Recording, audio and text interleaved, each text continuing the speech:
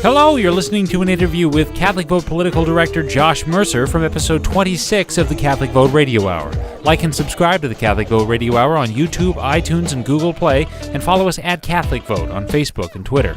I'm your host, Stephen Harriet. And now the time has come for our weekly political discussion with Catholic Vote Political Director Josh Mercer, but as we do sometimes, we're doing something a little bit different. We're going to be doing an analysis extravaganza with Josh, talking about the recent upsets and surprises and good things going on in elections. First of all, thank you very much for joining us, Josh. Happy to be here with you. Well, we're talking about two elections going on, which Catholic Vote really had a vested interest in and was paying close attention to, and there's good news and bad news. First of all, what was that about? Well, there was the congressional race in Illinois' 3rd Congressional District on the south side of Chicago, and then there was a statewide race for governor. The pro-abortion Republican governor who signed into law taxpayer funding for abortions was being challenged by a really outstanding pro-life lawmaker in Jeannie Ives.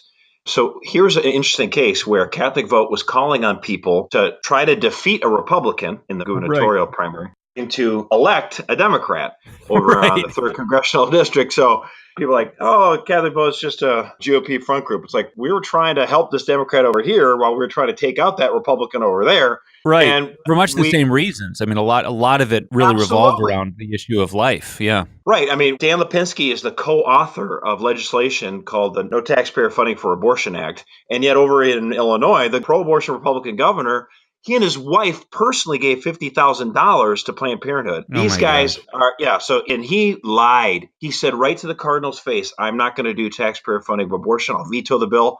And then the Democratic pro-abortion legislature sent that bill to his desk. He signed it into law anyway. He broke his promise. He lied to the Cardinal. And here a pro-life legislator, Jeannie Ives, stood up and said, this is baloney. Our state is in a complete fiscal crisis. The last thing we need to spend money on is killing babies. And she almost defeated him. Yeah, my gosh, it was so close. You don't understand. It is nearly impossible to defeat a governor in your own party's primary. And she almost did it. It was 51 to 49%. She almost pulled off a miracle there. Right. It's kind of funny because there's a parallel with the Lipinski case and the Rauner case. With Rauner, there was a lot of power and money defending him, and she almost defeated him. And in Lipinski's case, the entire DNC was trying to sink him. The entire nation of Democrats were after Lipinski. What the case with Lipinski is the pro-abortion lobby, Planned Parenthood, Emily's List, you name it, they were all pouring millions of dollars into this district to try to elect the abortion radical Marie Newman. And then the way it normally works, if you're a member of Congress, we're not talking about someone who's, he's trying to get into Congress, and is looking for party support. Dan Lipinski is a member of Congress. You would think his party would totally come out for him. And it took forever. He was like begging the Democratic National Campaign Committee, look, I've got a challenger. The whole purpose of the Democratic National Campaign Committee is to support members of Congress who are Democrats. Right. I need help. Exactly. And it took him forever. Like they gave him a little bit of support near the end, but hardly any at all. And he had to beg, borrow, and steal to get it. And here's the other thing, Stephen. 2 sitting members of Congress, including Luis Gutierrez, he's part of the Democratic leadership, from his own state of Illinois, they supported not him. They didn't even be neutral. They supported his opponent, which is unheard of. Unbelievable. Yeah, it just doesn't happen. What is it that Dan Lipinski did to earn the wrath of some of these other Democrats in Congress? I mean, he's gone out of his way to distance himself from President Trump. He's been a member of Congress since 2005. He's very representative of his district, the 3rd District in the south side of Chicago. He's pro-labor. The labor groups came out for him. For Dan Lipinski, nothing about being a Democrat is inconsistent with being pro-life. It's integral for him. He's been pro-life his whole life. And that's great to see. He said, personally, I disagree with him on some issues like the environment, guns, taxation, whatever. And he and I can feel free to disagree on those things. But when it comes to life, let's not kill babies. He's totally on board with that. He's on the same page as us, which is a great thing. But his race, down to the wire. It was 51 to 49%. His opponent was so bitter. She's like, I hope Ann Lipinski has a terrible night. And it went into the next morning before she finally formally conceded the race. It was very close. She said it was almost as if she were saying, pretty much everyone said it's in the bag for Lipinski. He's won. And she basically said, I don't care if he's won. I'm not going to concede until tomorrow because I want to inflict pain on him tonight. Essentially, I want him to suffer tonight. It was so vindictive. Also, just as a little side note, Lipinski supports, among other things, limitations on late-term abortions. And as it happens, recent polling shows that that's an increasingly popular position. But Marie Newman, before the election, said, I want to send Dan Lipinski back to the 1950s where his attitudes belong. This is so silly because, not to be rude, but younger women than her are increasingly in support of positions Lipinski holds. Again, limitations on late-term and partial birth abortions. So his positions are actually not beyond the pale or strange or fringe. Right. They're more and more mainstream. She's a radical. Millennial women are more pro-life than Gen X women or baby boomers. So like a good chunk or a majority, and certainly in this district, of Democrats are completely supportive of a ban on abortions after 20 weeks. And Dan's even more solidly pro-life than that. But surely on that issue itself, there's widespread bipartisan support. So, yeah, she's the one that's out of step. Right. She's out of step. But here's the sad thing, Josh. She's not unrepresentative of the leadership of the Democratic Party. The Democratic Party, for some reason, has gotten it into its head that it really needs to pander to radicals on the abortion issue, even as the radical pro-abortion position becomes eclipsed more and more among young people with much more pro-life attitudes. They're pretending that radical pro-abortion positions are the mainstream. Why? I think, frankly, because there's so much money in it. Oh, there's a lot of money for the Democratic candidates in support of abortion. And that's why, in their mind, in some of these districts where you can't just have a Bernie Sanders prototype running, that's what Marie Newman, she got Bernie Sanders' endorsement. And she almost won. I mean, it was very close, 51-49. Yeah. But there's a lot of these other races in the Rust Belt or rural areas where Democrats are going to try to compete, and then they're going to have to compete if they ever want to try to win Congress back. And pro-life Democrats are trying to say, hey, if you want to win, you should not be so anti-pro-life. You should try to be open to this. And Democrats don't want that. They don't want to moderate on abortion. The old policy was cast a few pro-life votes here and there and make it sound like I'm uncomfortable with the idea of abortion, but not really challenge it outright.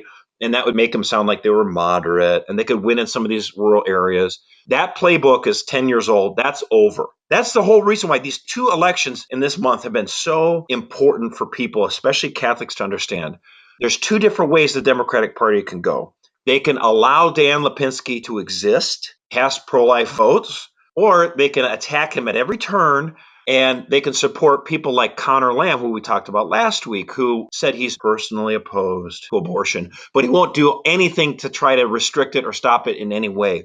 The old playbook is cast a few votes here and there and sound like, oh, I really feel bad about this, but leave abortion on demand in general, the law of the land. While the new playbook is complete 100% support for abortion, and I'll talk about guns or coal or oil or something like that to show that I'm a conservative-ish or moderate, and I can still cash checks from the pro-abortion types, and I won't worry people in Brooklyn or Los Angeles that can keep sending me campaign financing for my election. Right, and I think that was really a big risk, and it's turning out to be a miscalculation. Because in 2016 and the year before 2016, 2015, Cecile Richards and Hillary Clinton worked in tandem to radicalize the left on abortion. And they put out headline after headline and puff piece after puff piece through their media surrogates about abortion being something to quote unquote shout about proudly.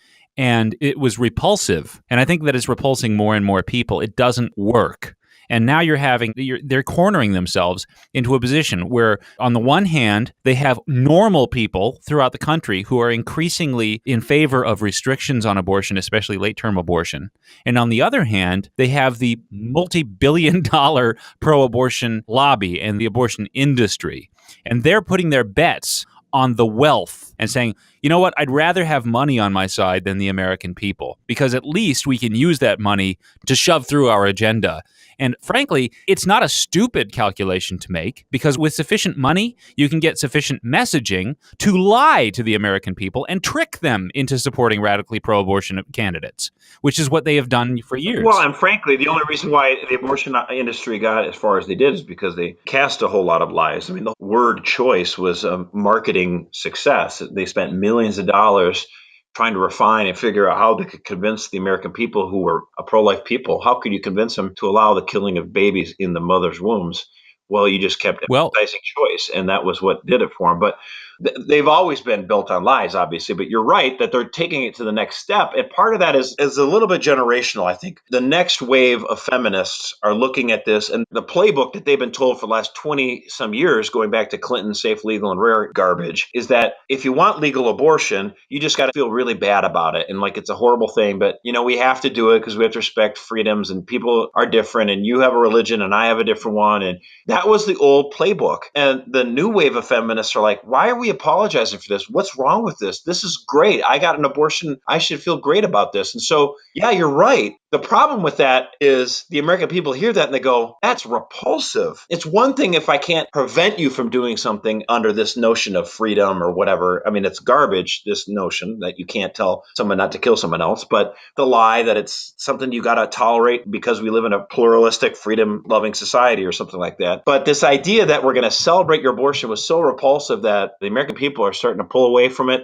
They're starting to get more pro-life. I think ultrasound pictures on Facebook help this too. But we're just seeing a divergence in American life where the two sides are getting more polarized. And it's the pro-life side that has, I think, a larger, deeper support amongst the American people. Right, and momentum. If there's a shift going on, the fastest moving element is the pro-life upswing, I think. I'm very hopeful. Yeah, we're certainly younger. I mean, every year it's the pro-life march. The crowd is younger and younger every year. So, well, this has been the first half, Josh, of what I'm going to call a two-part analysis extravaganza about the elections. And next, I'd like to ask you some questions about the Catholic left and the supposedly pro-life left, who, unlike Dan Lipinski, don't seem to be as principled as they claim to be. But we'll talk about that next. I know. It's unbelievable. And by the way, these people are constantly haranguing people like you and me. And this is really, I'm rubbing my hands together because they have completely stepped in it. So I'm looking forward to talking about that. We will be right back, listeners.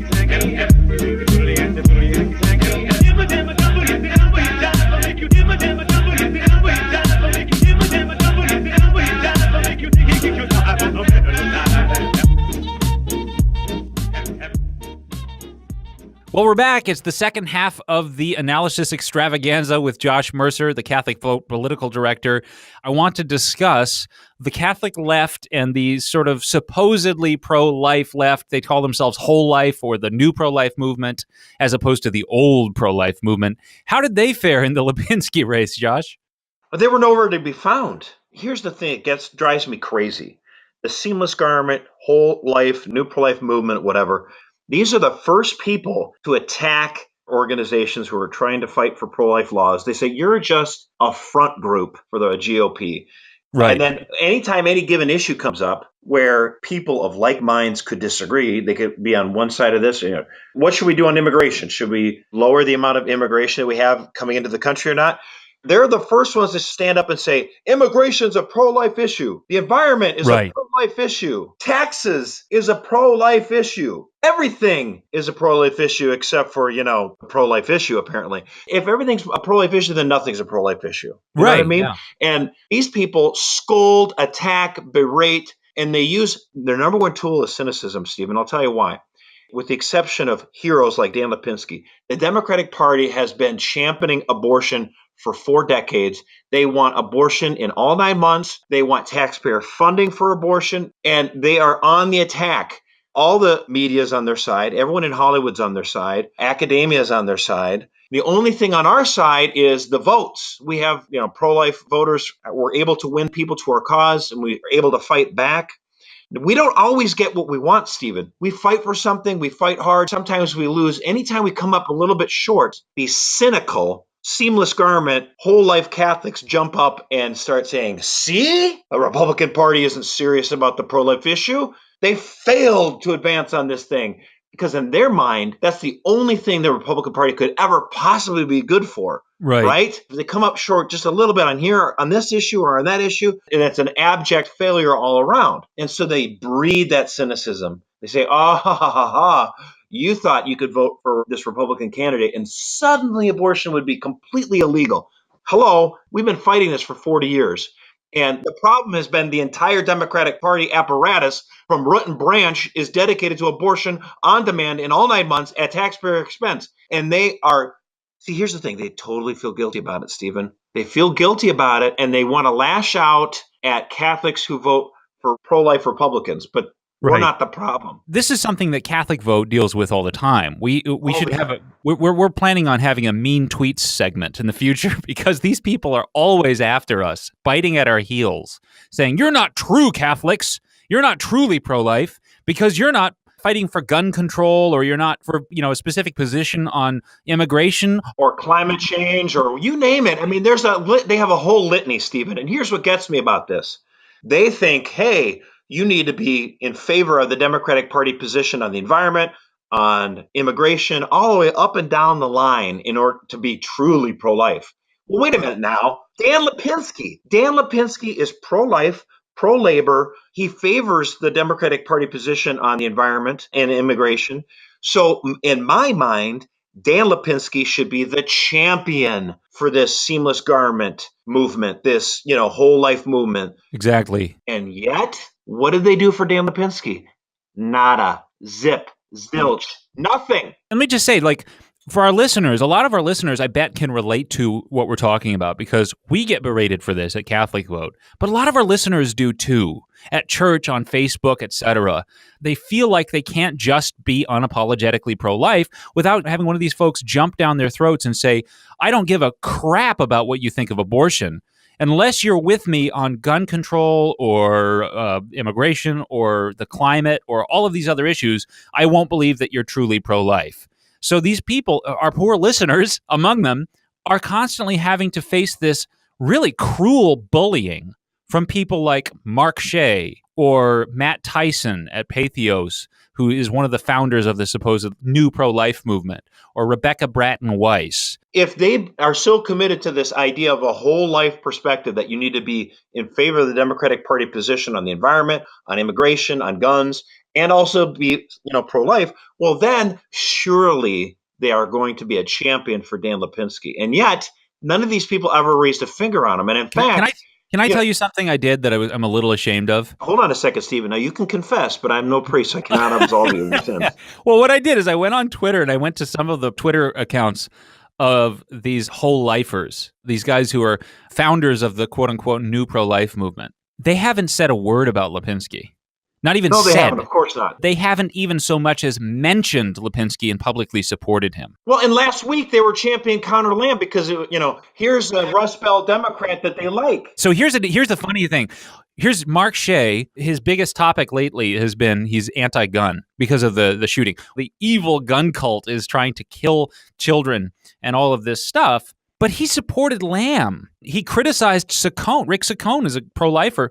He criticized Saccone throughout the Pennsylvania drama, and he never said a word against Lamb that I know of. And Lamb is a defender of partial birth abortion. He's a radical pro-abortion candidate. We're talking about Lamb, and Shea didn't say a word against Lamb, who appeared in one of his campaign ads firing an AR-15 rifle. Lamb is a pro-gun guy, and Shea didn't say a word against Lamb. He said, "Defeat Saccone. You need to crush the GOP gun cult." And he defended a pro-abortion and pro-gun guy in Lamb.